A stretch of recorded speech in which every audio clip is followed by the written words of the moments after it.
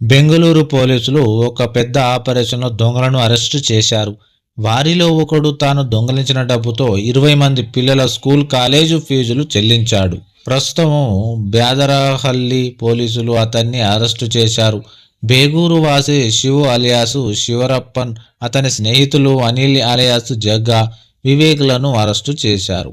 బేగూరు నివాసి శివు అలియాసు శివరప్పన్ ఈ కేసుకు ప్రధాన సూత్రధారి. భార్య లేదా పిల్లలు లేని శివ ఆత్మహత్య చేసుకోవాలని అనుకున్నాడు. అయితే ఆ ప్రాంతంలోని స్నేహితులు తమ పిల్లల స్కూల్ ఫీజులు చెల్లించడానికి ఇబ్బంది పడుతుండడం అతను చూశాడు.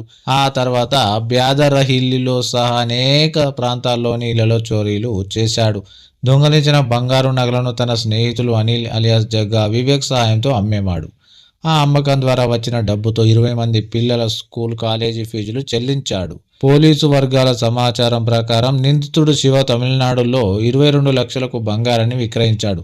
వచ్చిన డబ్బులో వివేక్కు 4 లక్షలు, అనిల్కు 4 లక్షలు వచ్చాయి.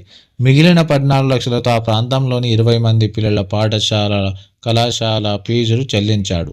దొంగలను వెంబడిస్తున్న బ్యాదరహల్లి పోలీసులు ముగ్గురిని అరెస్టు చేశారు.